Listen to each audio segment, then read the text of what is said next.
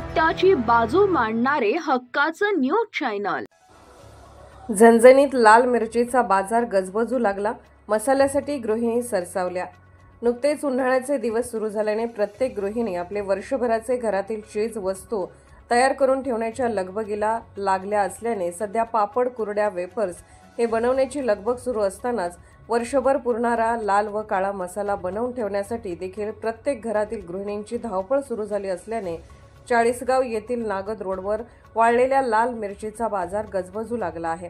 या बाजारात दोंडाईचा मिरची, गावठी मिरची, रसगुल्ला मिरची, चपाटा मिरची, काश्मीरी मिरची, गुंटूर मिरची अशा विविध प्रकारच्या झणझणीत व काही कमी तिखट अशा मिरच्या विक्रीसाठी आल्या आहेत।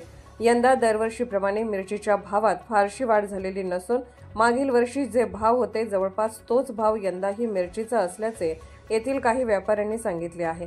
दोंडाईचा मिरची 150 ते 200, गावरान 200 ते 300, रसगुल्ला 340 ते 350, चपाटा 250 ते 300, काश्मीरी 240 ते 260, गुंटूर 150 ते 180 अशा भावात सध्या मिरची बाजार चालू असल्याचे देखील येथील व्यापाऱ्यांनी सांगितले आहे।